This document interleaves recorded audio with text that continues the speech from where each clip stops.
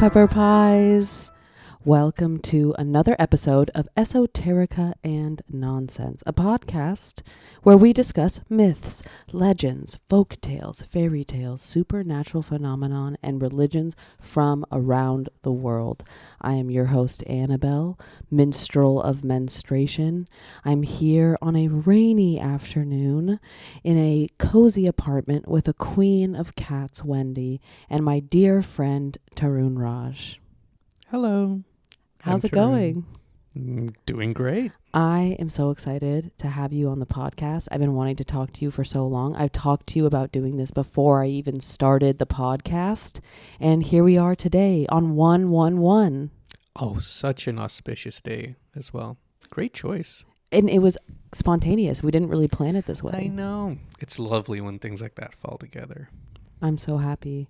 So really, I think the biggest reason why I wanted you on the podcast is I have spent some time in India and am fascinated with the culture there around religion and spirituality of all kinds because it's so vast. And I think my biggest takeaway being there was that I had read some of the scriptures, but as I was speaking to people there, most of the people hadn't necessarily read as much of the scriptures as they had been told stories from their parents, and how a lot of their beliefs were shaped by the stories their grandmas were telling them and their moms. And so as I consulted different friends, they all had the same stories with alternate endings or different details. And I started becoming very interested in the variations of the stories. And I'm just really interested in your childhood and the types of influences you were getting from maybe family members or even friends, and like the types of things, the stories you were hearing. Well, thank you. Thank you for your interest. So my background is that I was born in Tamil Nadu in India, and I lived there when I was very young, and then I moved to the U.S. when I was maybe 2 or so. But I grew up in quite a traditional Hindu family, I'd say. I don't think that we're very high caste or anything, so our stories might differ from folks of a higher caste. So I definitely noticed it in things like, I didn't really know what the Vedas were until I was in like high school or something, and then I read about it in a book, and I was like, oh shit, that's our book? Yeah. So you had never even heard of the Vedas? No, absolutely not. Yeah. Wow. I don't know how it really happened. I also think I wasn't as interested in Hinduism as a concept as a child.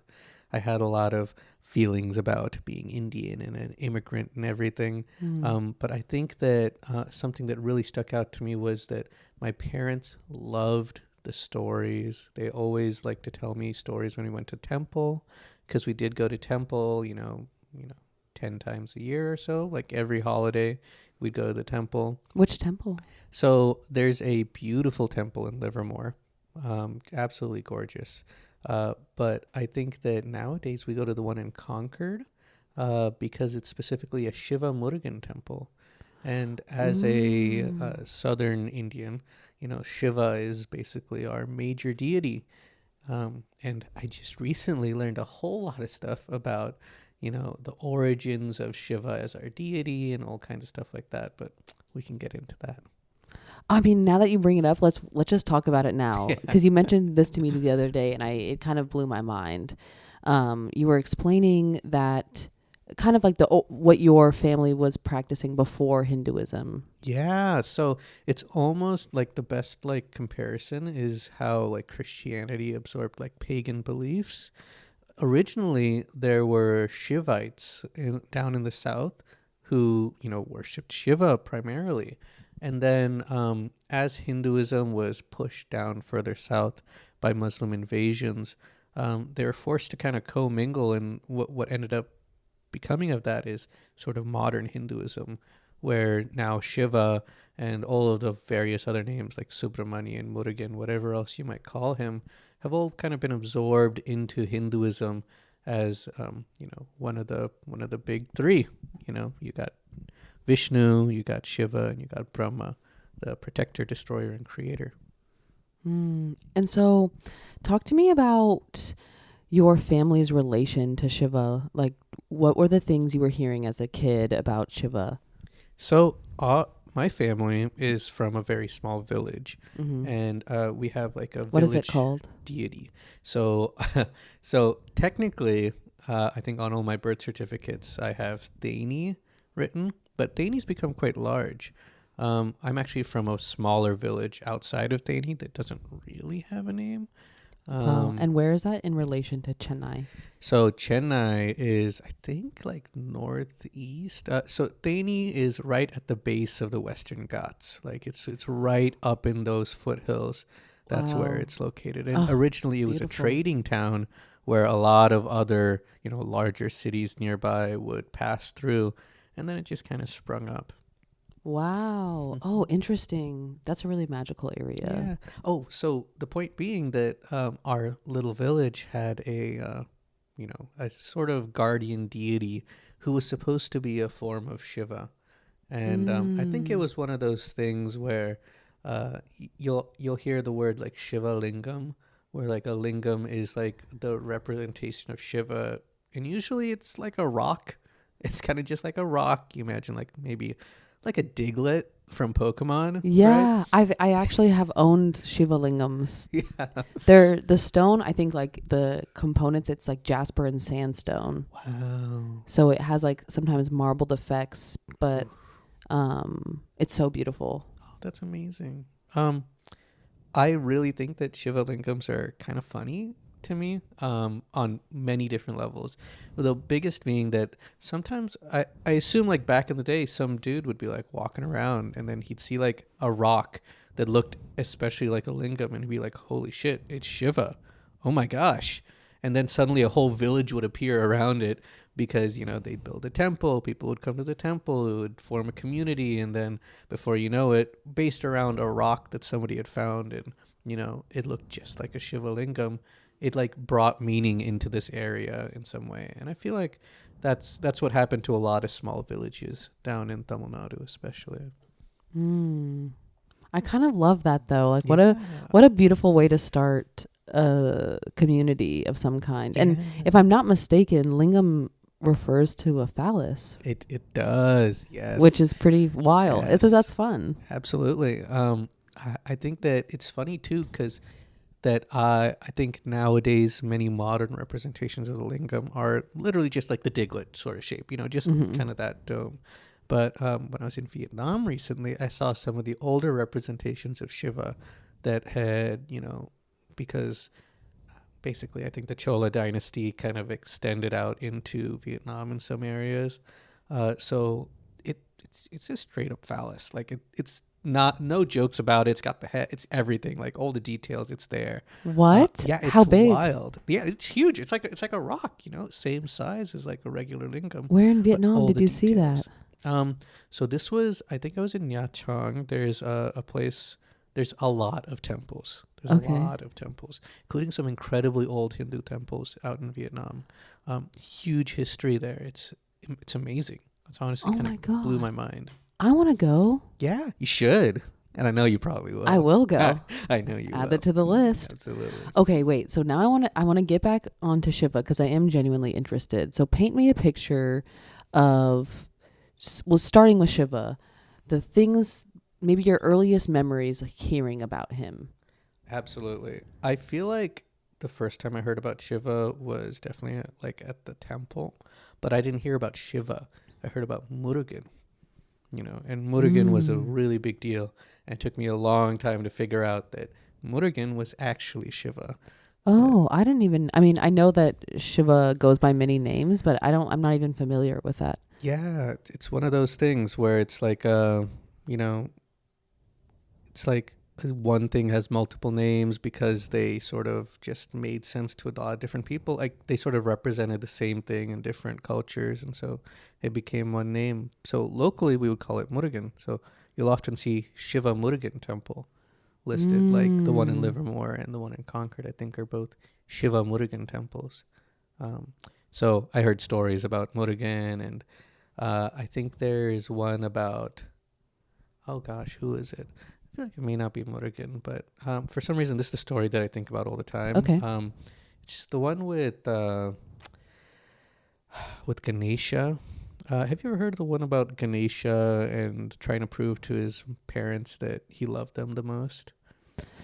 I think I remember hearing this, Yeah. but I don't remember it, and I would love to Okay. hear the version that you heard. Okay, I think it's Ganesha and Kartikeya.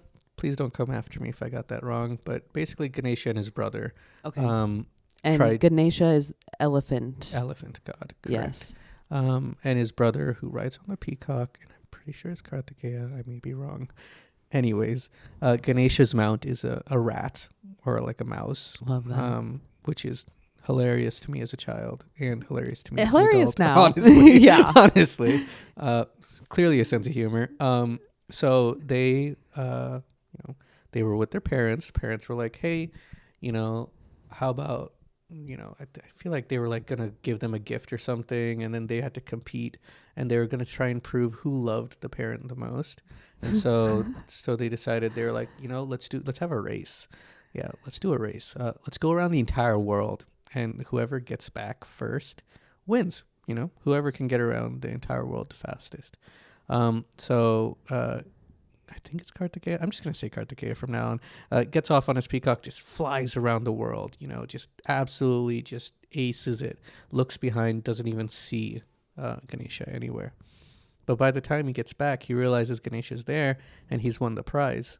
And he asked Ganesha what he did, and Ganesha was like, "Oh, I went around our parents once, because my parents are my whole world." And I was like, "My God, Wow. the fucking riz of this dude! Oh, The incredible. nerve. To just be able to, That's incredible. iconic. That's actually really iconic. Absolutely. And also, like, I feel like I'm that story makes me laugh because parenting books now, it's like all the no-nos, like pitting your kids to compete Against for your each other. affection. And then, wow. So good.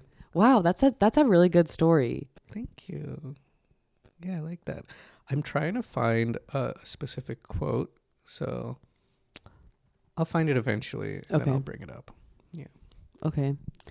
And so when you were young, you were saying that a lot of these things you were hearing in temple. When you were at home, were your parents also talking about these stories, or like maybe like even reflecting on little things? Like, did they ever have little sayings or anything that they said about either Shiva or other deities? Absolutely. Yeah. So I think like many Hindu families, we have a little shrine at home, Mm-hmm. right? And then it comes down to, who takes care of the shrine, also, passes down the stories and does all this. In this case, my mom was definitely the person who took care of the shrine and everything. Aww. And so whenever we would pray, she would have like a little book that she would open up. And, most places, they say all the rites in Sanskrit. So you don't really understand. I don't understand. I don't know Sanskrit, but I do know some Tamil. And so all of her verses were in Tamil. So she would read off these like Tamil verses, and we would pray. So this would happen pretty consistently. Once a month or so, we do that kind of a prayer. And during that time, usually that's when the stories would come out. Like, maybe we'd pray to a specific god, and my mom would be like, "Oh yeah, let me tell you a story. Do you know how they met or something?" And it'd be like a cute love story that obviously has some intense tragic twist. Yeah, some sick Yeah, twist. some wild stuff. But then I think that there were also like smaller things day to day. A lot of stuff like if I had a test or something, the idea was that I would have to pray to Ganesha, because Ganesha was the remover of obstacles. So, big test days, my mom would have me go over to the shrine and pray, Did you test well? Yeah, I think so, actually. Honestly, yeah. And thank you, Ganesha, for that. Thank Ganesha for that. I didn't know about that as a kid. Yeah, I feel like there are a few cultures where stuff like that happens. Like, I feel like in Japanese culture, I see that as well. Of like, going to like a temple and doing some prayers before you have a big test or something. Big thing in India, and so my parents brought it here too. Whoa, I actually didn't realize. I knew about household shrines Mm-hmm. because I have seen many, but I actually didn't know about having like a person who is appointed to care for it. And I want to hear more about that. So how is that decided? And I want to hear more about the shrine and the duties of keeping up with it. Of course. I think I think in many families, the duty of passing along cultural knowledge falls to the women in the family. And that's what happened, I think, in my family as well. It's not that my dad wasn't Hindu or wasn't practicing or didn't know the stuff. Um, it was considered like a duty that my mom had to do, or that really my mom was more interested in doing as well. She it was a really big deal to her that I carry on Hindu traditions. And so she put a lot more effort into, making sure that the shrine had kungumam and tirunir for when we, pray. And what are those things? It's the sort of red and white powder that you would put on your forehead. Okay, So got it. I believe that, and then also there's the turmeric one. And I feel like if anything, those are some things that just bring me back to being like a child and praying at home. Is thinking about my mom making sure that the whole shrine is ready to go. Now, she would always give me the bell to ring while we were praying and everything. So it was my job to like keep ringing the bell as my mom would like say these rites and everything. And then my dad would be like standing behind us, like just hands together praying. It kind of felt like a team effort. And then Aw. eventually when my brother got old enough too, that he became the bell ringer. And then I started helping out, like arranging fruits and, going out to the garden and picking flowers to bring into the shrine and everything and arranging them on all the gods. I really like that. I think I like flower arranging in general, and it probably comes from that, to be honest. Yeah. Well, it's really peaceful Absolutely. and it can transform a space. Yeah. When you bring a plant into a space. I mean, I think that's such a beautiful ritual to do before praying. It's like life and color. And have you seen some of the like decorated temples in India, especially? If you see the deities, they are like, it is unreal. Just the color and the textures. There's like flowers, there's fruits, there's gold, there's silver, there's like it's like this truly like abundance. And it's like for the sake of spirituality and for like the community and all this stuff. I have seen that a couple of times, especially when I was in more rural areas. I found myself, especially in Karnataka, just being in a random town. And then there would be some kind of religious festival that I just would, you see a crowd flocking somewhere. I would see where it would lead. And there would be these tiny temples. Oh, yeah. And when you go in, every single surface is ornate. Yeah. And this one that I went in, I don't know if it was silver, but it was a metal. The whole space was metal, and somehow had been like every surface of this metal had detail in it and was art. And then they had a shrine to, I actually don't know who it was. I'm assuming that it was Lakshmi, based off of like her pose and her jewelry. Yeah, she was on a lotus, She was kind of standing on one leg and had a leg out. Lotus, I like that. And I think she was on a lotus. And so I just assumed, I had no idea, but everyone was chanting and there was flowers everywhere. And that memory really sticks out to me when I think about the religious practices there, because I was very obviously an outsider. I mean, I was the only white person there that day. And everyone there was speaking in Kannada and they didn't speak English. And I felt very welcome, and I felt like they were very tickled I was there, and they were very excited to have me in the temple, and just to, I felt an interesting sense of honor and respect in that space, which I haven't often felt in some other religious spaces. Wow. I think that brings up something that growing up, I never really was taught any of like the movements and such that you do when you go to temple. I can tell you some of them now, now that I've grown up, but it was always a matter of like follow the leader. Even as a child, like I didn't really feel like I understood what was going on. And then I think at some point I realized like you don't really need to understand exactly what's going on. You're like a part of it. You're part of the experience there with everybody. You kind of like you examine you like I watch what other people do and I follow them and I like match this sort of energy of the space that's going on, and it feels very much like a community experience to me in like a very special way. Yeah. I totally feel that. And I really liked the personal aspect of it. When I was in this temple, it was so small and it was packed and there was people waiting to get in, but no one was doing anything synchronized. Mm-hmm. Everyone was kind of doing their own thing and was kind of like slowly pushing their way through to like touch the altar, but everyone was kind of on their own and not being respectful, but like not really caring about anyone else. It was doing their own thing. Yeah, which I love. Yeah. I mean, honestly, that's a whole energy in India, I feel like. Yes. It's a lot of that. It's like a lot of people just doing their own thing, Because that's kind of the only thing you can do. Yeah, I mean, there's just so much happening all the time. Is there actually, well, I have two questions, but here's my first one. What are some of your earlier memories in India? Do you remember being there before you came here? Were you too young?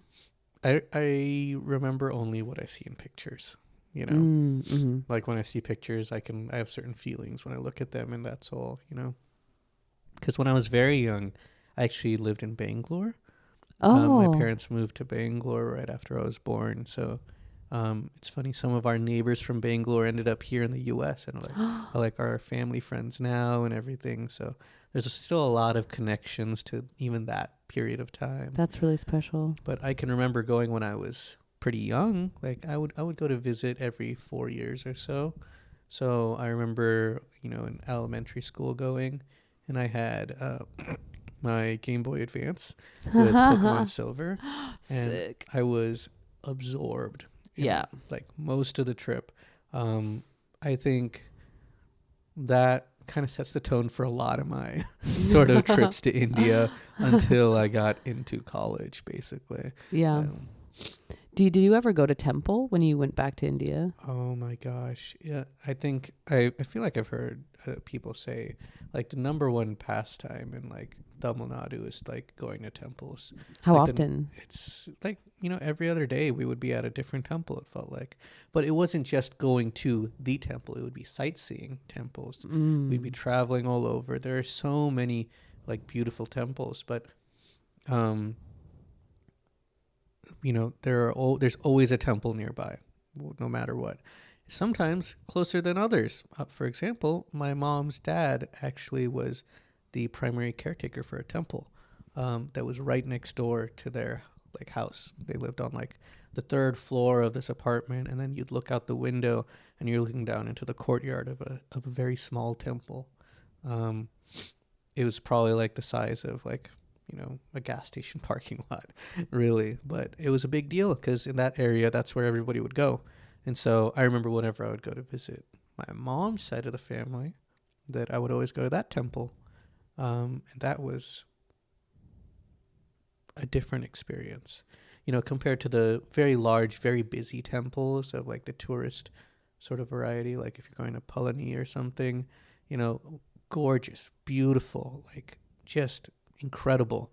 But when you go to a very small temple that's taken care of by, in this case, just one dude, like this one really old guy is basically the only person taking care of it. There's one priest that shows up every day to do all the like pujas and everything.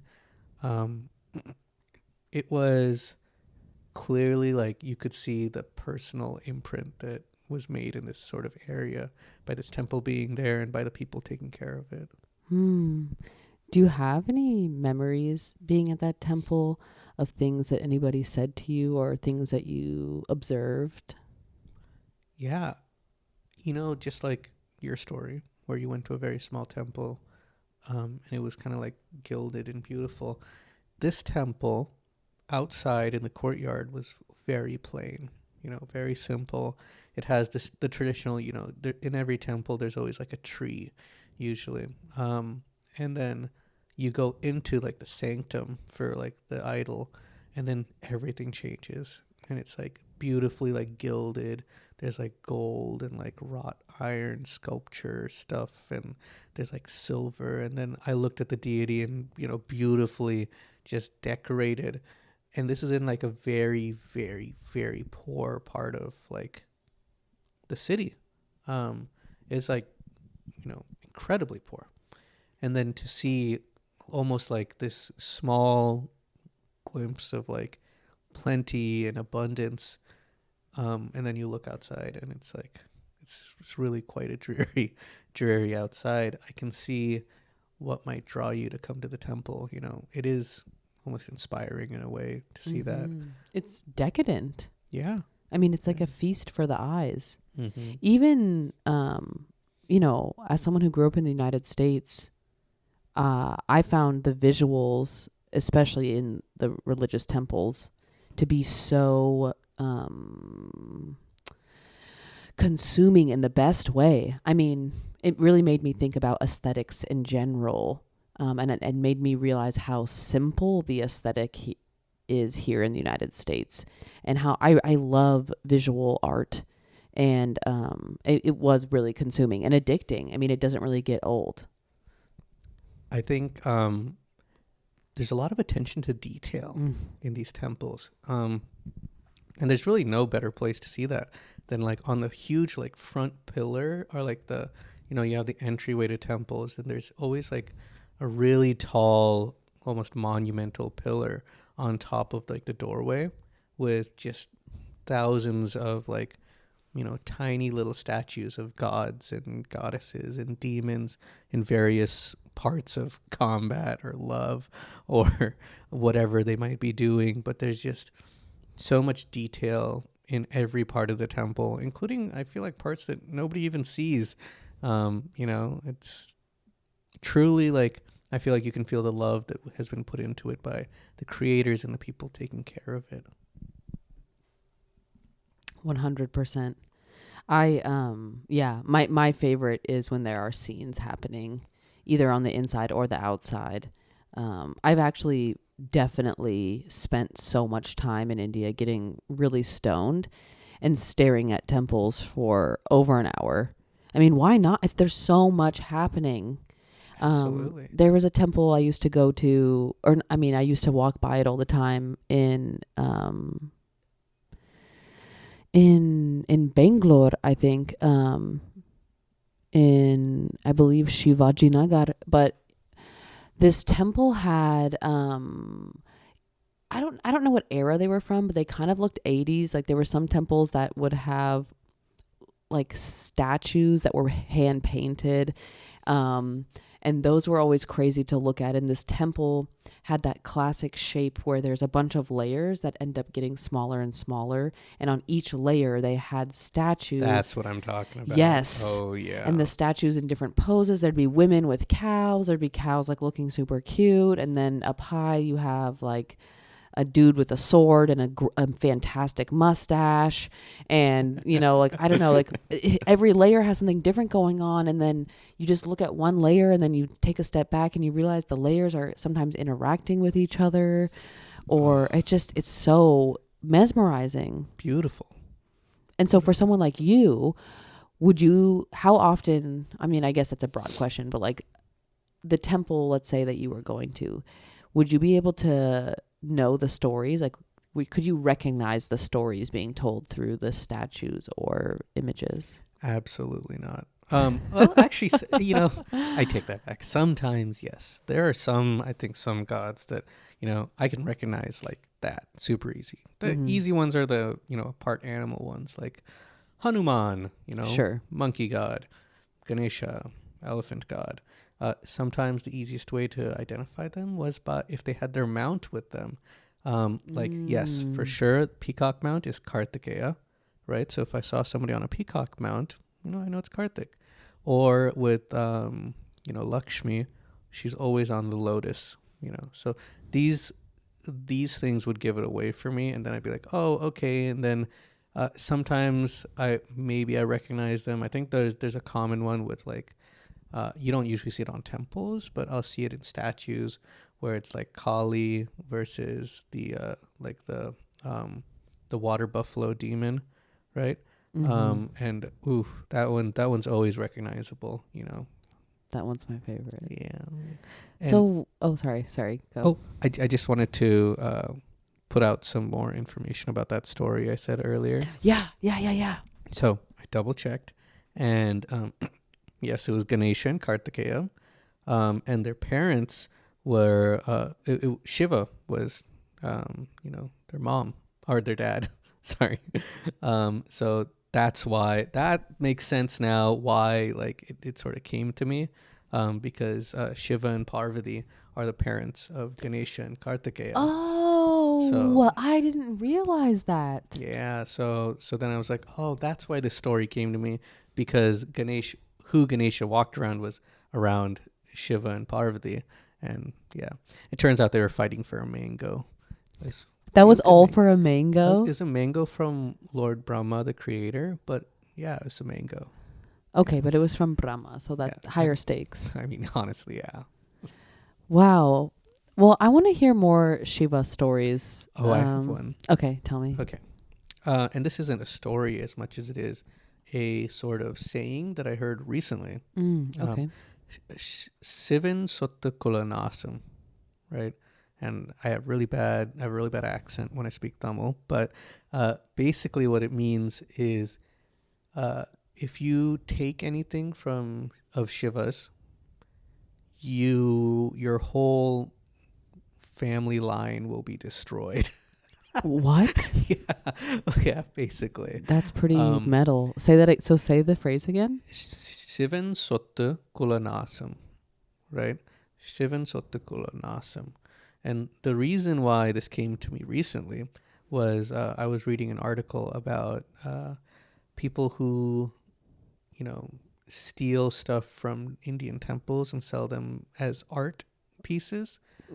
Such a big deal, especially in Tamil Nadu, which has so many like really old Chola temples. Though that artwork is like beautiful, gorgeous, but it belongs in the temple. And so this saying is supposed to deter you from taking anything from like a Shivan temple, even if it's as small as if you took tirunir, like the white powder stuff. If you took more tirunir than you were going to use, and you had left the temple, that would ruin your entire like all generations to come for your life.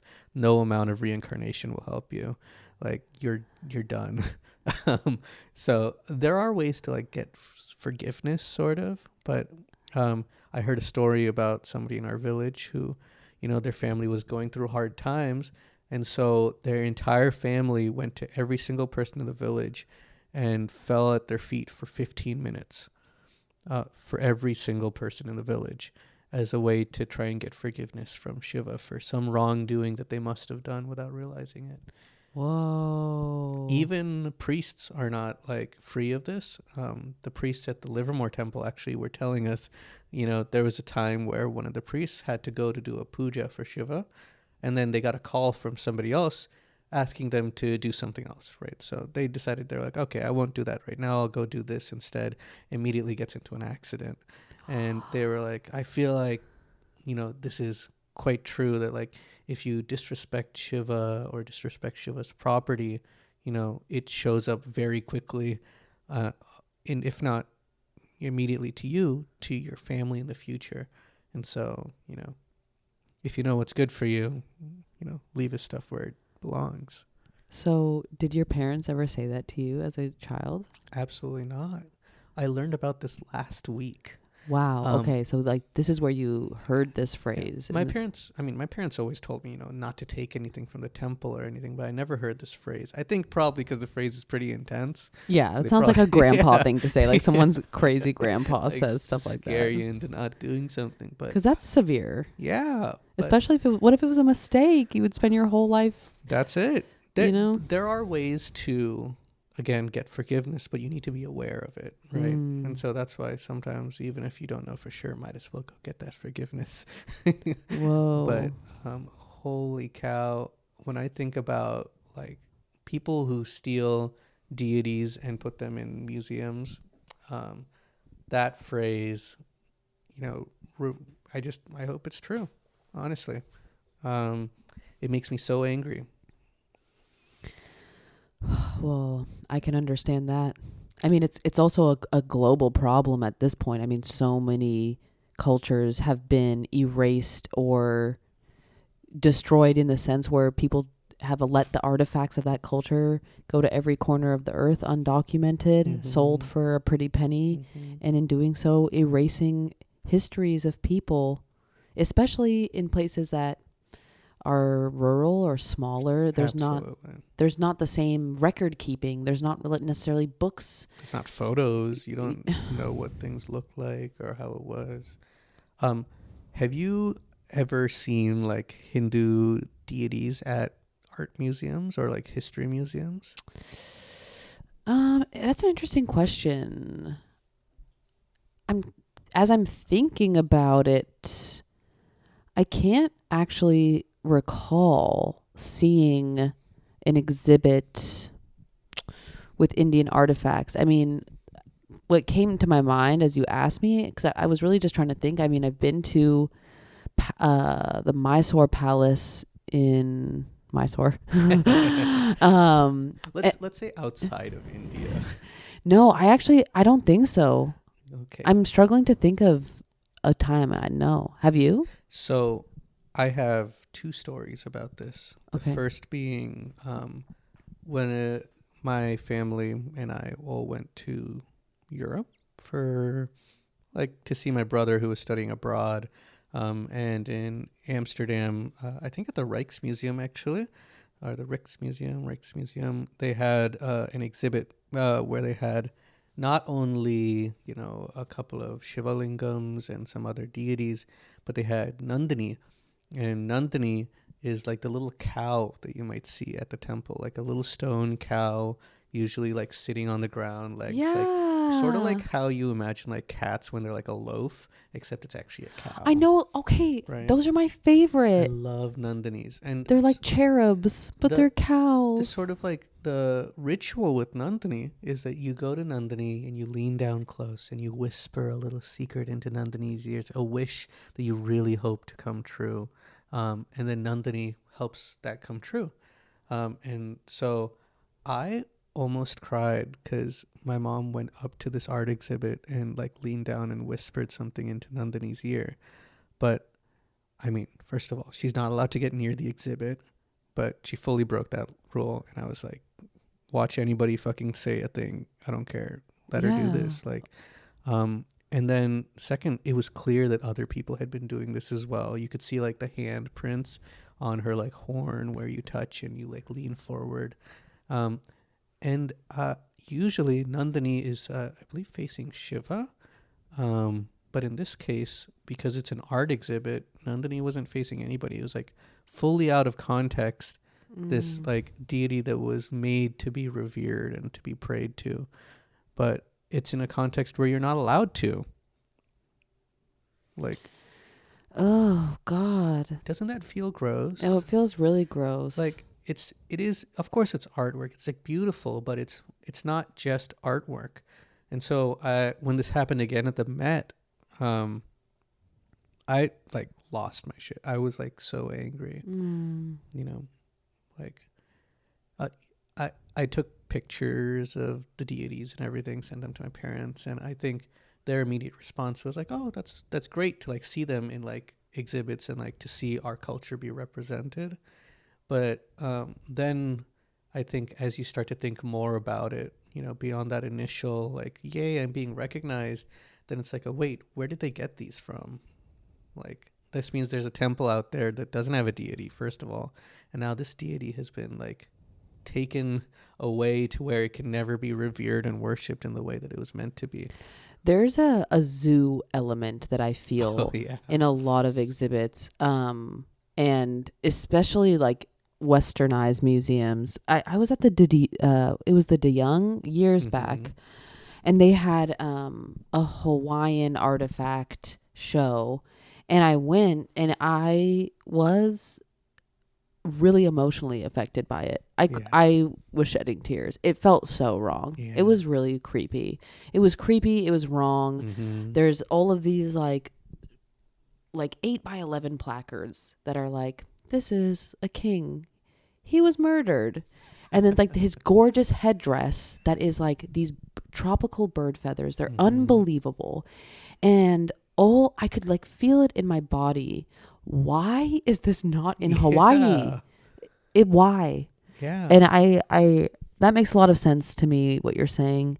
And I think maybe it would be different if it was a show put on by people of the heritage Totally that different. was actually informative and interactive. In that case, there should be a way to interact with. Absolutely. Like, if you want to see some beautiful Indian architecture, go to a temple. You know, you're allowed to go into a temple. Absolutely. People love it when they see clearly non-Indian people going into a temple. It's the best. If I ever go to the temple alone and I see somebody and they look like they're not sure what they're doing, usually I'll say like, hi, how you doing? You know, like, it's amazing. Go to a temple. You'll see gorgeous deities and everything, but in their context, you know. And then you can still revere them as artwork if you'd like, but they're more than that. There's so much more than the art is like the last piece. That's for your eyes to feast on something as you contemplate all the things that it symbolizes. That's a good way to put it. Absolutely. And I think the Western world is so obsessed with the least important thing, which is like, what does it look like? Absolutely.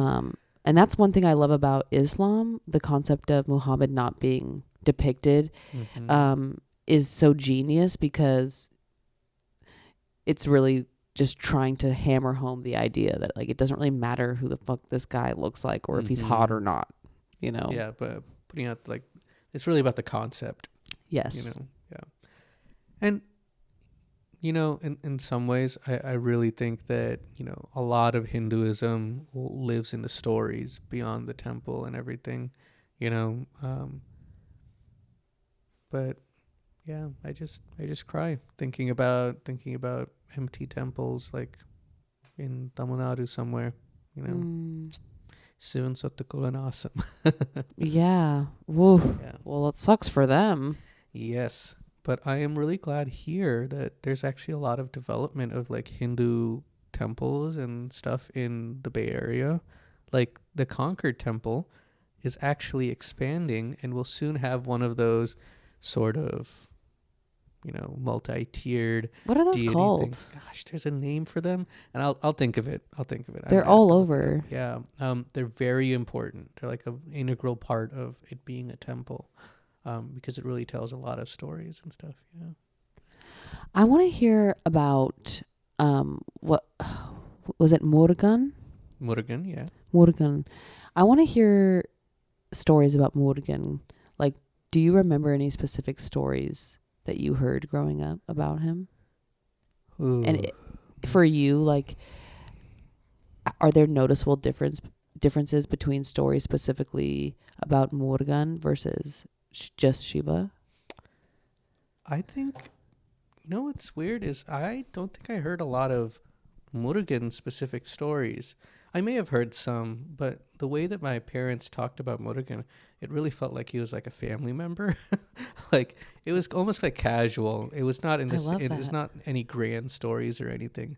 It would be like, oh, like, you know, Murugan is married to this person. It's like how you talk about like an uncle or something. You know, it's like familial relationships and stuff like that. Shiva was a big deal. We didn't talk about Shiva very much. Instead, I read about Shiva, and that would be where I learned most of everything about Shiva. My parents always really referred to them as Murugan.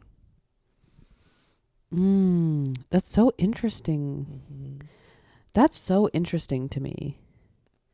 And so, what about your family back in India? What is their relationship to Hinduism like? Again, my mom's family, very close to a temple, like both in proximity and like, responsibility. But on my dad's side, they actually maintain a nearby temple. I think it's to like, it's another local deity. And so in February, I will be going back to India to be with my relatives and go to that temple because there's a sort of like specific puja or prayer that we have to do every few years. It's been a few years since we've been able to do it because we haven't been able to go back for some reason. but now we'll be able to go back and do this prayer. I'm supposed to bring something with me to sort of give to the temple and everything as like an offering. And so I'd say that like that is a big newer kind of thing in our family since we only actually built the temple like maybe 10 years ago, 15 years ago. Oh, whoa, so it's new. This is very new, But the area needed one, and so we built one, and it's like been our thing now. It's like helping take care of this. And none of our our family isn't Brahmin. Again, like we aren't like technically supposed to be religious folk in this way, but I think my family really, really loves being Hindu. Like it's like a major part of their reason for existing. It's like a lot of my family feels a lot of like satisfaction in following traditions and being Tamil and being South Indian and being Hindu. Talk to me about, well, the first thing I wanted you to elaborate on was pujas. I'm familiar with the concept, but I would love to hear in like your wording to a layman who doesn't know anything of Hinduism. Like, what is a puja? And what are some examples of different pujas? Because I know there are many. Let me give you an example. The car puja. Oh, which stop. I think is maybe the funniest thing as like a way of like religions becoming modern, right? You have the car puja. So a puja is generally some sort of like a prayer, but you're praying for a specific, or you're praying for like a specific subject, whether it is to celebrate something or to bless something. That's like what a puja would usually be. Usually it's like to bless something. In this case, to bless your new car that you purchased. And so to set up a puja, you might go to like your local temple and you might call ahead of time and be like, hey, I'd like to do this. Usually you like donate quote unquote, some amount of money to them so that, they can keep the temple going. And then you'll bring some materials. Usually you'll bring some fruits and flowers. The idea being that these fruits and flowers will be blessed by the god. And then, you do what, like, these are blessings then to be given out after that. So with a car puja, you have to make sure to bring 4 lemons or limes. Because once you're done praying, you go inside, you do the puja, then the priest comes out with you, and then he like blesses all like the limes, and then you put one right behind your tire, each of your tires, and then you drive back and squish it. And then these are now holy blessed squished limes or lemons. And then I think I still have a flower in my car from my car puja, actually. You did a car puja? Of course, absolutely. Have to. My brother's in Phoenix right now, miles and miles away from us. He just got a car last week. My mom was like, you're not allowed to drive it until you do the car puja. You must go there and do this. Don't forget. So, yeah, it's like an active, real thing. Did he do it? Did he take photo evidence? He has yet to provide photo evidence. I don't think he's done it yet. Shh, don't tell my mom. You're in on this too. Whoa, that's witchcraft. I mean, like putting It's what's the opposite of a hex? A blessing, like Yeah. putting a blessing on your car. Using Yeah. fruit magic to bless your car. Honestly, fruit magic. That's a good way of looking at That's it. basically what a puja is in a nutshell. Yeah, and then you might have a puja for a new home. It's basically any sort of celebration. Sometimes for birthdays. Or Like, what would you do specific for a birthday? events. What's a birthday puja? Every birthday for anybody in our family, we go to the temple, right? So Are there any like which like is it lime? Are limes involved or? well, usually we bring like apples and oranges and bananas, right? And then we'll give it to the priest. The priest will take it up to the god and pray over it while we stand there and sort of have our hands together and watch. And he'll repeat a lot of Sanskrit. Then he'll bring it back, and usually he'll ask us for our Natchithiram, which is our horoscope, actually. So I am Ilium, right? Basically, I'm a Taurus. So I think it's almost 1-to-1, basically, the sort of connection between the two. But he gets your horoscope. Usually I provide my horoscope for like myself, and then my mom will do it for like my dad and her, and then my brother will provide his own. So you basically provide it for yourself and then other people who you'd like to bless as well, right? I should learn my girlfriends. That'd be nice. Yeah. But yeah, so then the priest will go pray using that as well, and then he hands back the fruits, and you'll put your hand out, and he'll usually put like a flower and then a fruit in your hand, and then you're supposed to eat it. That's sort of ingesting the blessings. That's so beautiful. Yeah. Are there, I mean, you mentioned limes for the car puja. Are there like specific fruits that are for specific occasions ever? I feel like coconuts are a big deal. My gosh. Yeah. You're now not allowed to break coconuts in the Livermore one anymore, because I feel like everybody loves breaking coconuts. That's a major part of like most pujas. It is so funny that you say that, because maybe you can actually give me some insight on this story. So I was traveling in the South. I was with a friend who I called Disaster Man. Very good name. And yeah, he made a great Bodes travel well. partner for India. And we were somewhere lost in Karnataka. I mean, just somewhere in like the hills, in the woods, in the jungle. And it was super hot. And we ended up again in some small town in the middle of nowhere. And a bunch of people were walking up this hill, and we saw a temple up in the hill. So we thought, like, let's just follow these guys. Okay. And we got up to the to the temple, and it was such a bizarre, it was the most bizarre temple experience I've had. We waited in line. We get in, and immediately they instruct my friend to take his shirt off, because all the men in front of us now are shirtless. Like all the uncles, all the dads, everyone's in a lungi, no shirt. So my friend, he starts taking his shirt off, and I guess at the time I wasn't even thinking. So I started unbuttoning my shirt, and they were like, no. They were like, keep your shirt on. And then they had us walk up to this shrine. It was definitely a male. I don't think it was Shiva. I think it must have been Vishnu, because I feel like I don't really know how to identify Vishnu, whereas I feel like I could definitely recognize Brahma and Shiva, but don't quote me.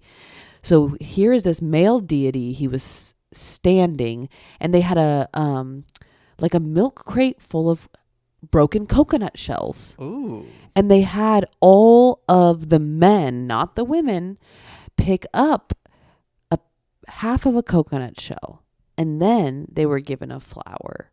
And then they walked to the back exit of the temple, where they placed their coconut shells in a milk crate, and then left, and then put their shirts back on. Okay. Yeah, those oh boy. Oh boy. Yeah, those coconuts were definitely blessed coconuts. That's what it's gotta be. I think about that day often, and I really wonder what was going on. Have you ever done anything like that? Taken your shirt off and picked up a half of a coconut, put it back in a milk crate? Absolutely, I have. So, there's a place in Tamil Nadu called Palani. Okay. It's like a taller mountain. It's like in the middle of a city, though. And the sort of ritual there is that you have to go up all the steps to the temple, and it's like considered maybe like almost like a rite of passage thing in some ways, like you do this and then your wishes will be granted. Right. It's very symbolic. Absolutely. You're putting in effort. You're showing that you have a sort of willpower to achieve it in some ways. So I had to do that. So how they do it is I'm like at the bottom of this huge mountain. There's like almost like a line to get to these steps. There are so many steps. I do not know how many steps. It's like 1,000 steps or something. It's like too many steps. Really? I feel like it is. So like you're at the bottom, and how you can you see the temple at the top of the stairs? No, it just feels like stairs, and then it's like kind of like a little woodsy mountain, right? And then so you have to get up there, but you also have to carry this thing on your back. It's like it looks like a parasail or something, but it's like just attached to a big wooden half circle. And so I put that on my shoulders and walked up that hill. Oh yeah, and you have to take your shirt off. So I was like shirtless in like a lungi. This was probably like, what color lungi? I don't know, probably like blue and red. No. This would be like a special occasion, so it'd be white, and Yeah. it'd be White like and gold. The white and gold, yeah. So I made my way up that hill. I was probably in like middle school, like I was probably like 8th grade, really uncomfortable with my shirtless body, but I was like, okay, I'll do it. I'll tell you what, by the top, I did not care. I was like, please, just let me sit down. Yeah, but quite an experience. How long did it take, do you think, like to get to the top? I don't know. I've blocked it out of my brain, so I assume it probably honestly wasn't even that long. It probably took me like half an hour, to get all the way up there, maybe a little longer. But What were you thinking? What was going through your mind? I was like, oh God, make it stop. And he did, because I got to the top, and I was like, hell yeah. God is good. I mean, yeah.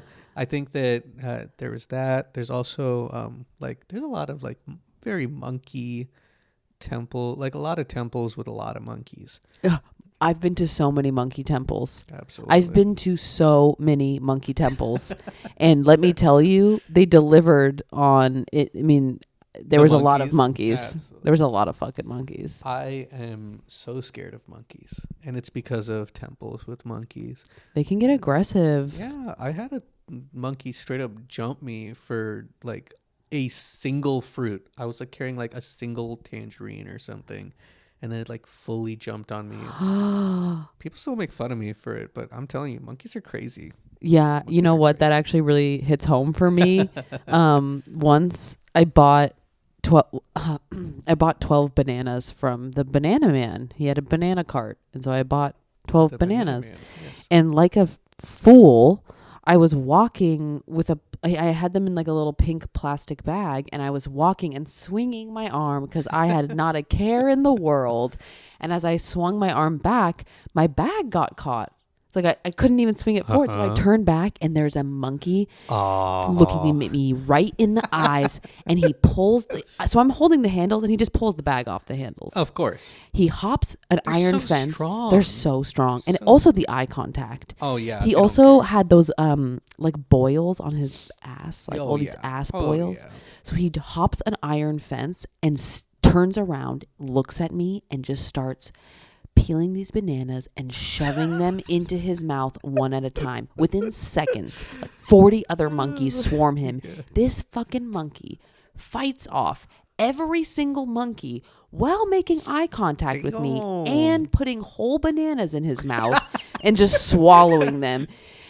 Meanwhile, everyone on the street was laughing at me. The banana man saw it all happen. I just bought the bananas. And for everyone, it was such a good show. And I even said to the monkey, I was like, fuck you, dude. And the monkey, I swear, flared up. He like lifted his arms and like roared at me. Oh my gosh. And I was like, wow, you really won this round. Yeah. Like there's just no. You can't win against a monkey. But I really wanted the bananas, and I was too embarrassed to go buy more bananas. I felt really dumb. No, honestly, you can. I think one thing I learned from India is you can never blame yourself for what a monkey does, because no matter what you do to try to stop it, like monkeys will just figure it out. You know, you try to hide something, whatever. There's a monkey No. opening up cabinets. Like it doesn't matter. That's so true. And they're good. Mhm. Once I think about this a lot. I went to Shimla, which is in the north, Mhm. and they have a huge Hanuman statue in the mountains. But I saw more monkeys in that city than any other place, and more varieties. Like there was different species of monkeys, and they were everywhere. I mean, they really ran the city. It was like I lived in a monkey city and I was like a second class citizen type of vibe. The monkey mafia. It was literally a mafia.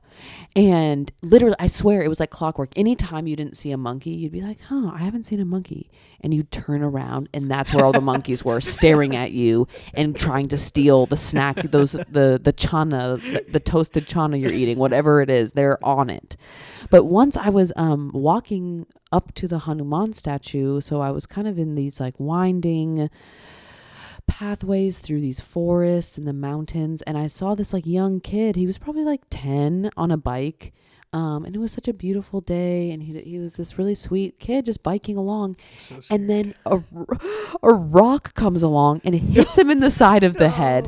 He falls off the bike, and literally there's these two monkeys in the tree like like laughing.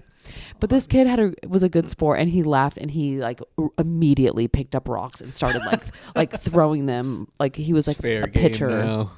But I was really touched by it. That sounds like a charmed childhood. Absolutely. I think at that point, you know, you're like, okay, I have to interact with these monkeys on almost an even playing field. They're not simply animals now. Like, they're out to get me. Yeah.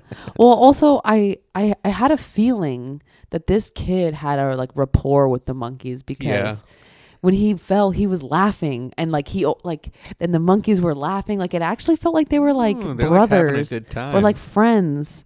It was really cute, and it made me inspired.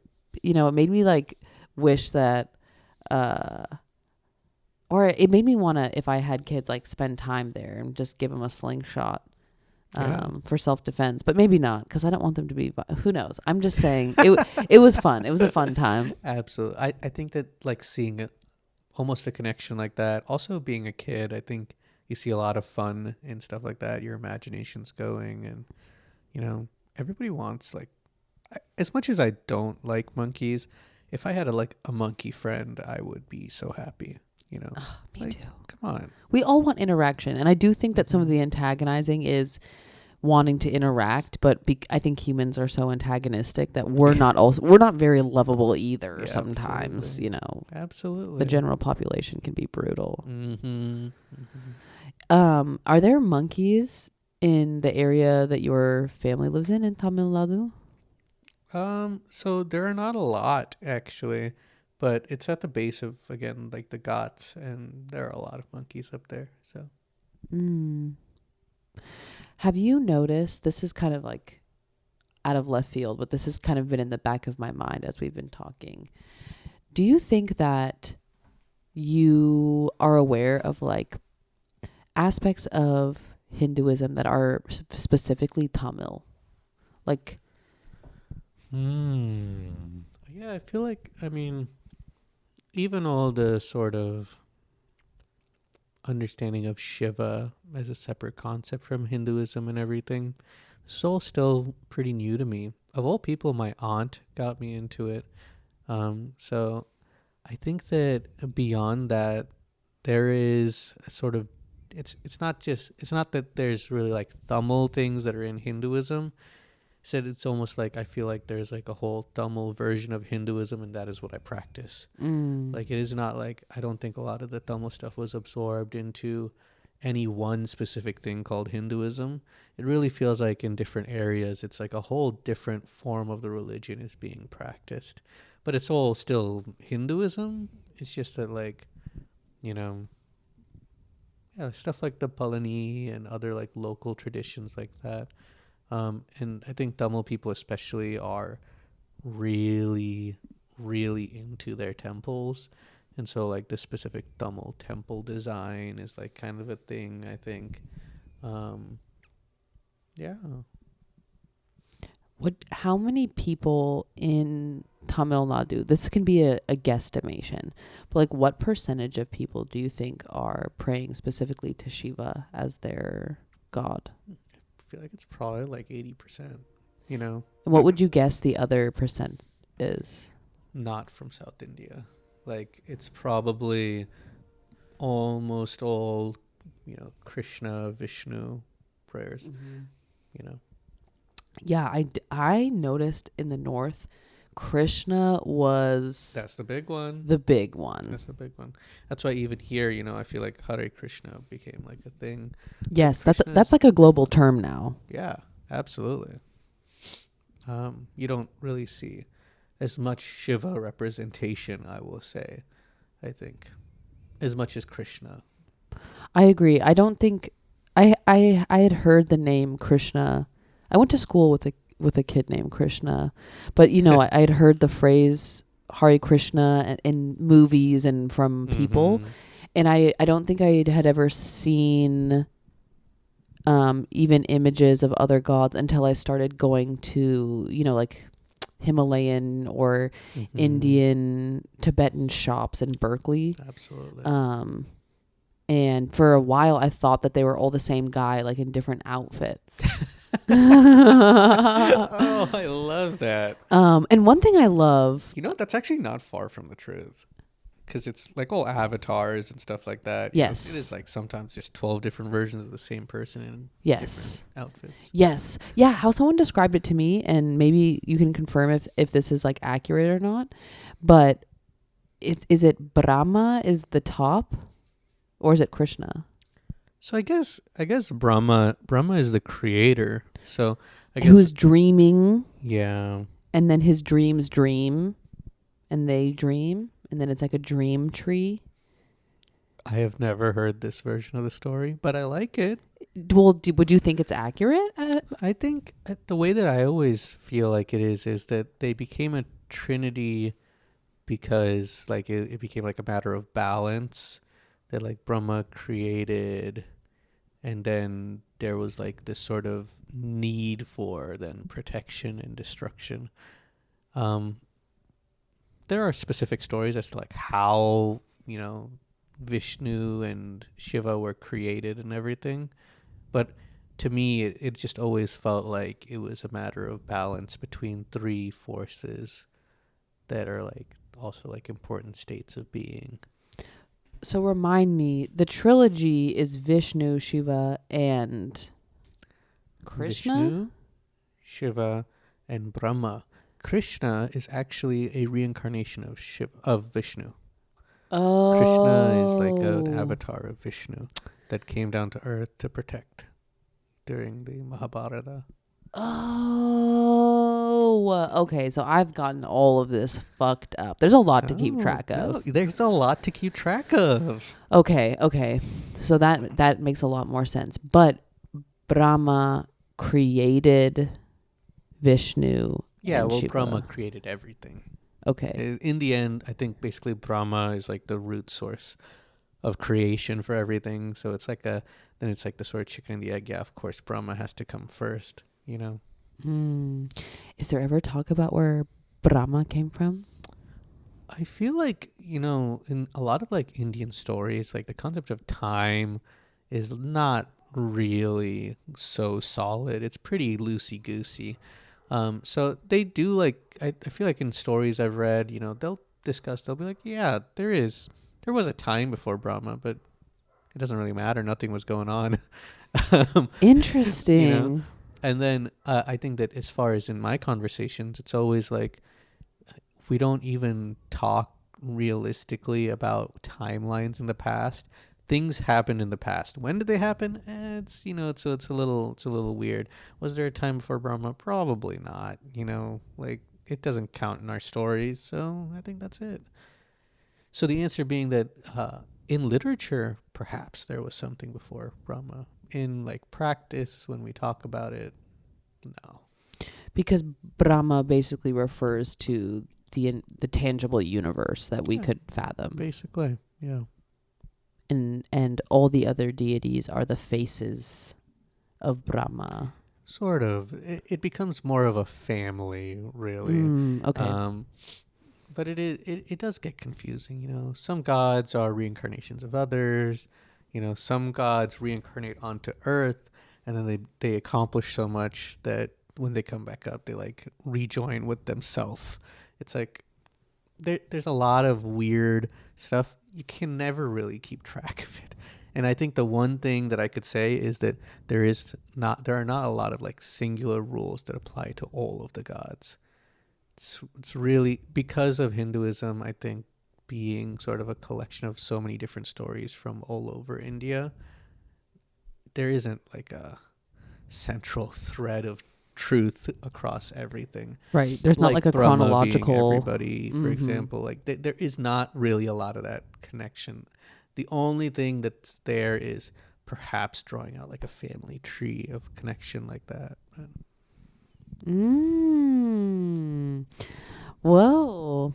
Okay, I have another. This is a random question. Yes. That maybe you can help me with. So, I used to see this image everywhere, especially in the north, but in any major city, I would see this image, and it was baby Krishna, who is everyone loves baby Krishna With the butter. With the butter or the milk. Or the milk. And yes. I wish I still had it, but I purchased this like holographic. It was like a holographic image of baby Krishna with a jug of milk, and then the holographic turn was that the milk was spilled and the baby was like hoo hoo, like oopsies. And it was so good, and I don't know what that is about. Oh gosh, I should reread the Mahabharata, because this would all be covered in the Mahabharata, and specifically in the part where Krishna's got his whole like life story and everything, as he tries to explain why you should, continue with the war or whatever.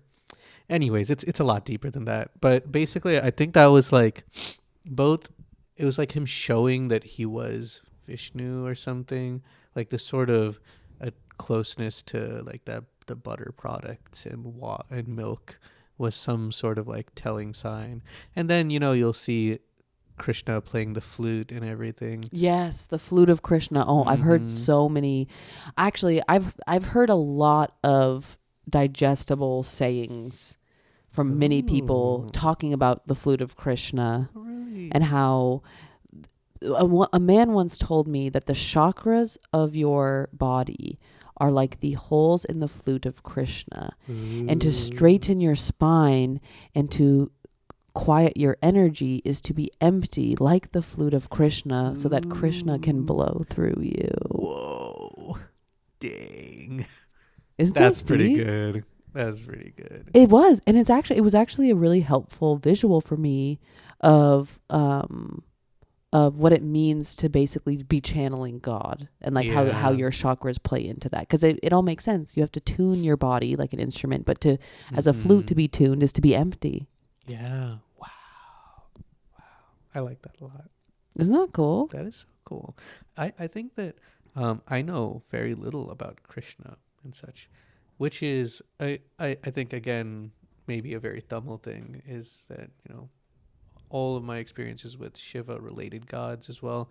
I feel like there's also like a whole pantheon that's kind of closer to Krishna as well.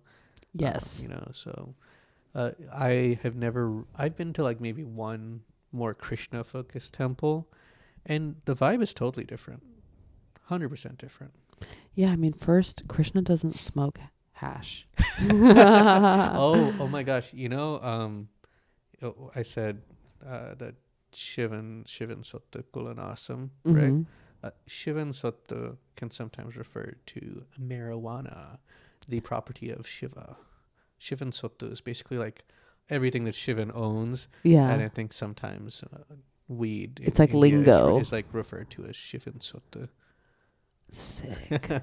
So some people are like, don't smoke weed, it'll destroy your whole family. But come on. No. If you're doing really it in a puja. I mean, honestly, even then, I feel like there must have been like some old school pujas that involved.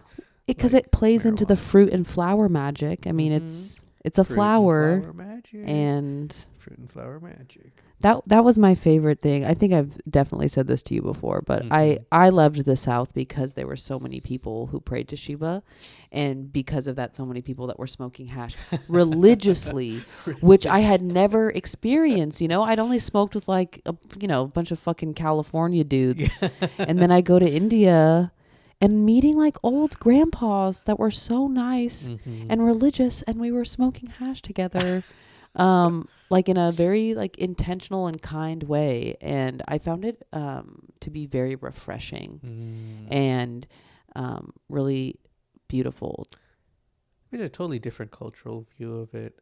It's not legal. It's definitely not legal. Right, which is also an interesting twist. Yeah, that's like a whole thing. And in fact, there's a lot of it grown in the Ghats. I believe near like where I'm from, basically, just north of there. You know, between Kerala and Tamil Nadu and everything. A whole ton of weed being grown there, but I never heard about it like talked about ever. You know, growing up, even though I knew it was like a thing, like I was like, I'm sure there's like a connection here and everything. It's not until, again, I, as an adult doing my own research, hearing stories like from you, for example, that I started to put it together. I'm like, yeah, this has like a history there as well. It's just that it has not really been discussed in such an intense way. And it's not really a social part of the culture. I mean, I smoked a bunch of hash in India, but I almost never asked for it. I would manifest it, and then people would offer it, and then I would find people who would sell it to me and make friends that way. Yeah. But I never saw people. I not often saw people smoking in public. Yeah. When I did, it was maybe a chai stall where the guy, the chai walla was like let's fucking smoke, let's light up, you know. Yeah. But besides that, like it was kind of like people did it on the low. Yeah, maybe it's a little bit more of a lifestyle thing and less of like a party social thing. Yes. I there was younger people though that were definitely raging. Then you get the American international influence coming in. Yes. I'm sure things must have been a lot different, even as short as 10 years ago. Yeah. Now when I go to India, I'm very interested in seeing, Thani has gone from being a very small town to being really like a city. It's almost like the size of San Jose now. Like that's big. Yeah, it's like big for here. Yeah, India, that's like a small India, town. the scale is like doesn't make any sense at all, But yeah, like things have changed a lot. I think there's a McDonald's in Thani. I'm sure there is. Yeah, I'm about to go there and try out their Maharaja burger or whatever. I was going to say the Maharaja burger is amazing. And then my favorite thing about the McDonald's there is they give you your French fries with a paper bag that gives you instructions on how to shake your bag to add your spicy seasoning to your fries. So you can choose how much spicy seasoning for your own taste. And then the bag very helpfully teaches you how to fold the paper over and how to manually shake it. Incredible. The instructions are really thorough. Thorough. And the fries are so much better with spicy seasoning. Of course, it's amazing. And then why can't every McDonald's offer that? I don't even go to McDonald's, but spicy fries, come on, you guys. Why are curry fries like only a thing in like Germany? How they have like the currywurst and stuff like that. That is such a good point. It really should be a thing everywhere. I love curry fries. Yeah. It's incredible. That is one of my favorite aspects of the time I spent in India was enjoying these spices, because it's not just the spiciness, it's just spice in general. And the flavor profiles that are aimed for, I really appreciated. Like fennel seed, for example. Yeah. The fact that fennel seed was used as like a palate cleanser is so foreign to me, because here we use mint often. Mint is like often the palate cleanser. That's true. A mint at the end of dinner, a mint for your breath. And to have fennel, which is so much more aromatic and not like mint at all. And kind of, I guess, like for our sensibilities in the United States, like kind of like almost too fragrant, but I loved it. Because it's also like Ayurvedic. I mean, it kind of clears your sinuses. It's like licorice. So good. It's so good. You have the fennel. I think that cardamom is my favorite Indian spice of all. I think. Well, maybe there are a couple other ones that are like very close to me, but I think cardamom really defines spices to me, where it's like, yes, it's a spice. It doesn't necessarily have to be spicy. It could be sweet. It could be savory, but anytime it's there, you can always feel it there. But in a good like curry where you've like mixed together multiple elements, including cardamom, like the dream is to be able to sort of tell everything that's in there. Like I can tell there's cardamom in here. I can also tell that there's star anise and fennel and coriander and all this stuff. And it's really like, it's almost like mixing a track. It's like, you just want to make sure every element is kind of like visible in it or palpable. It's like music. That I was thinking the same thing. It's like a symphony. Yeah. Oh, and just the idea that every like family has their own masala and stuff like that. Their own biryani. I mean, I've never had two biryanis alike, two masalas alike. Absolutely. Even so, it's really funny. My mom makes spicy food. Like, it's not her fault. She tries her best not to make spicy food, and I'll be like, "Did you put less chili?" She's like, "Yeah, I only put 8 chilies this time." I was like, "What? What are you talking about?" I love spicy food, but my mom's food has always been the edge of spice for me. It's been always, the most spicy I could deal with. And then I visited some family friends, and then I realized where I was wrong, which is that my mom truly is trying her best to not make spicy food. It's just spicy. Like, I went to this family and I was like, I can't, like, oh my God, my mouth is on fire. And then I, heard stories from my friends that, oh yeah, Saro auntie, my mom, makes like the least spicy food. All her food is so good, so savory, least spicy. And I was like, wow, there's a whole world out there, that I am not specifically a part of, which is mind-blowing Indian spice. But again, to somehow maintain some balance between having that spice and still having flavor. It's not just like the spice is burning through everything. Exactly. You still eat it and you're like, oh my God, I need to eat more. It's so, spicy, but it's so good. I agree. I started I wouldn't say understanding. I started respecting spice in a different way after eating meals there that literally tore my mouth apart, but also was enhancing the flavors inside of the dish. Like I was sweating through every pore of my body. My vision was blurring, and yet the spice was making it taste better. It feels magical. It really does. It's just magical. It's kind of like a tribulation, kind of like you walking those stairs. Like, all the way up like that hill. Sometimes certain meals feel like you have to work for them. And it kind of makes it better. Yeah, it does. I loved it. Incredible. Is there ever like food or dishes associated with temple or a temple day? Absolutely. So there's always food at the temple. There's never not food at the temple. There's always food at the temple is really how it felt growing up. Basically during a puja or anything like that, there's always food being brought to the temple. And it's like a major like pillar of like the society community to always have food available at the temple. I've had dal at a temple. I think that when I go to a temple, I always see curd rice. Oh. Hugely important curd rice. And then sometimes there's lemon rice there as well, or bisabela bath, which is basically like almost sambar and rice, really. Ooh. And then sometimes there would be kesari, like sweets like kesari or pongal, depending on the time of year. And pongal is a very Tamil thing, I think, since we celebrate like the holiday of Pongal, which is coming up soon. And what is that all about? What is the dessert? Pongal is basically like a rice and jaggery dessert, almost like a more solid rice pudding.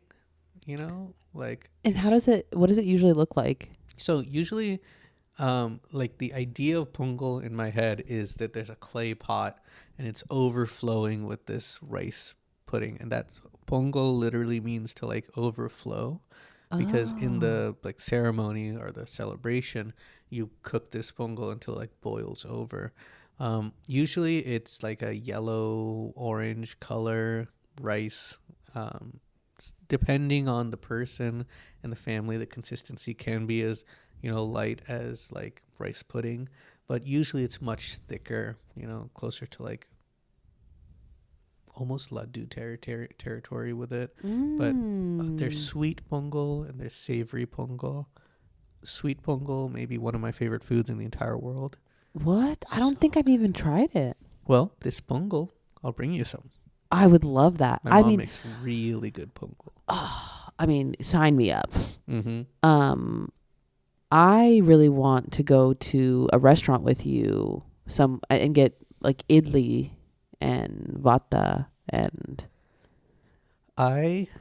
everything. I think Berkeley's weird.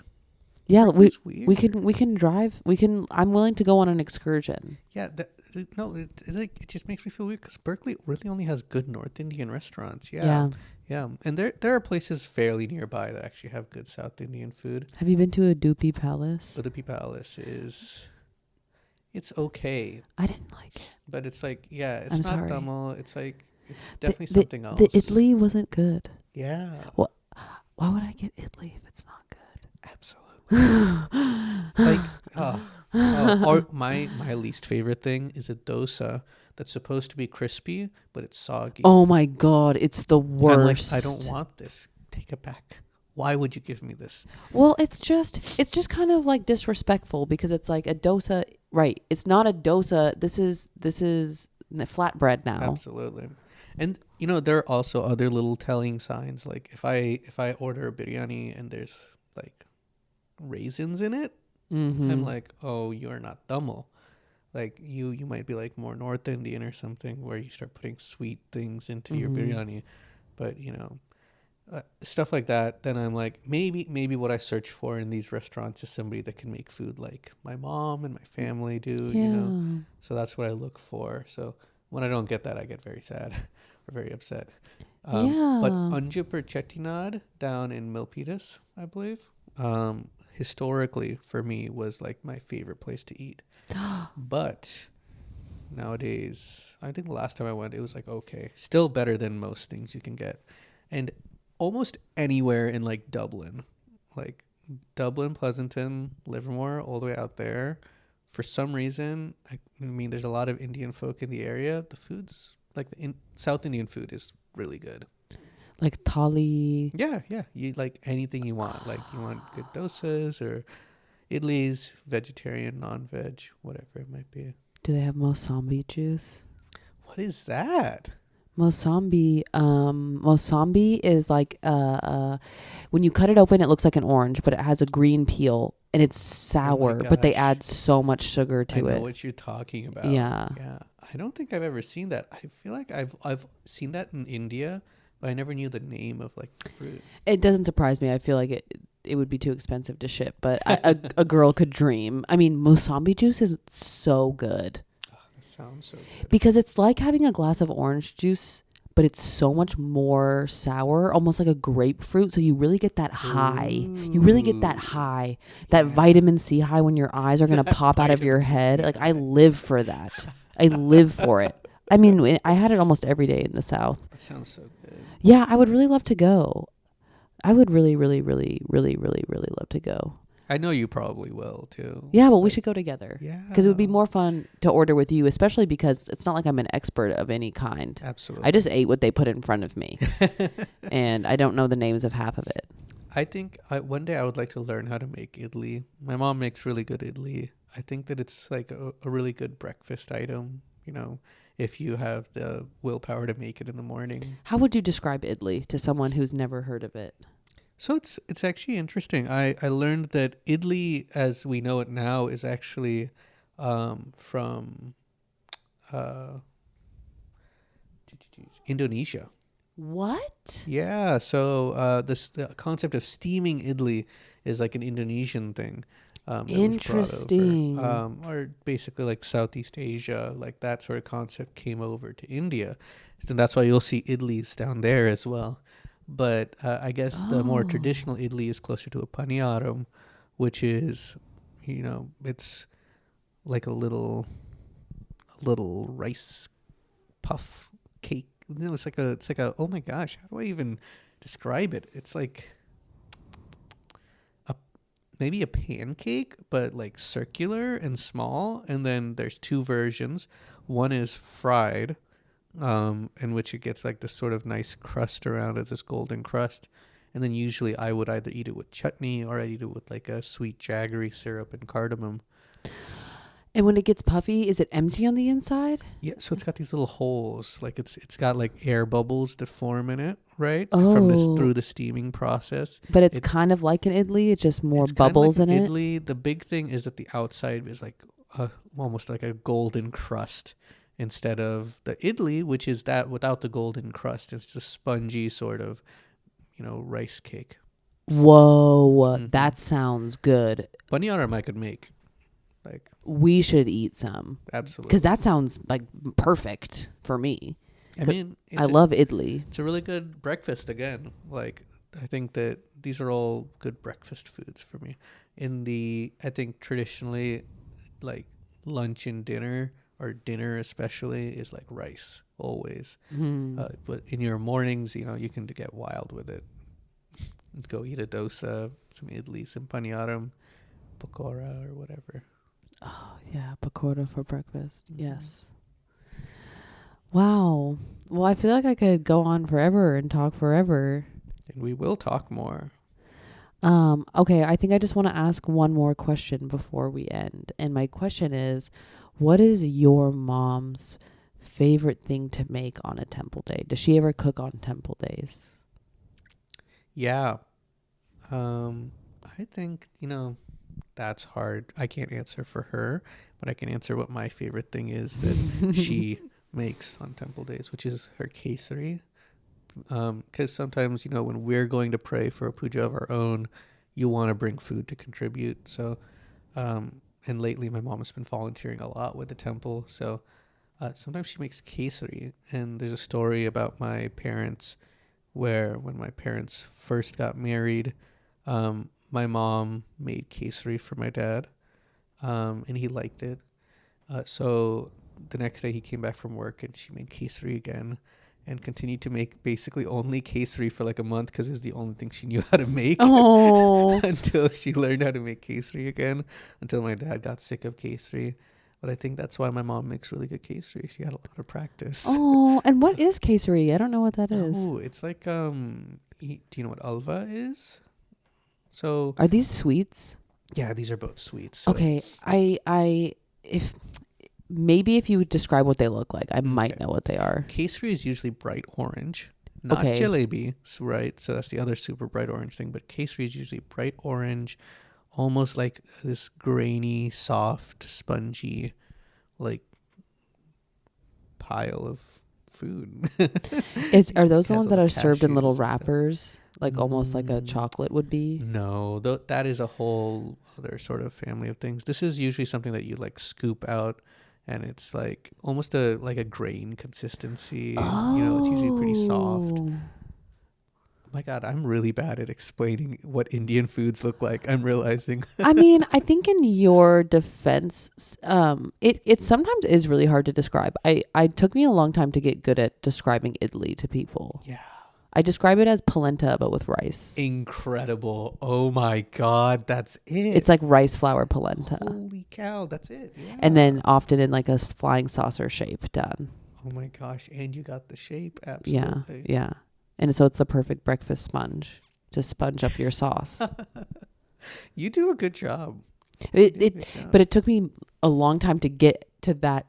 Before I like my brain would be like, okay, imagine rice Imagine. flour cooked into a sponge, but it's thicker than a sponge. It just took There's a a lot long. of technique involved in Hmm. like that compared to how you explained it, which was just spot on. Thank Incredible you. polenta, but with rice.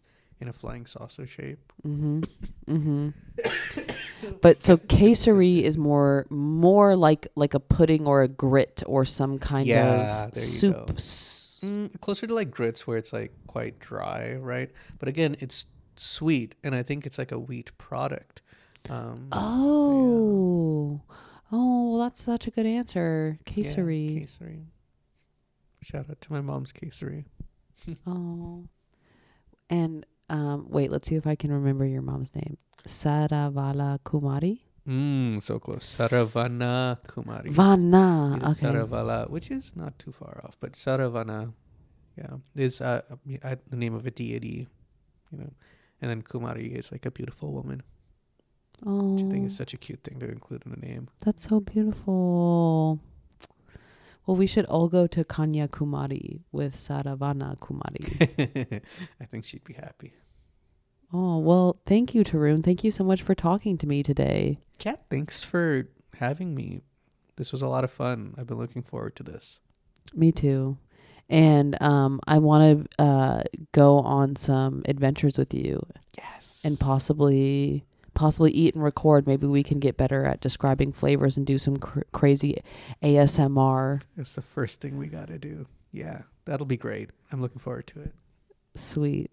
All right. Well, I guess we're signing off. Over and out. Bye-bye.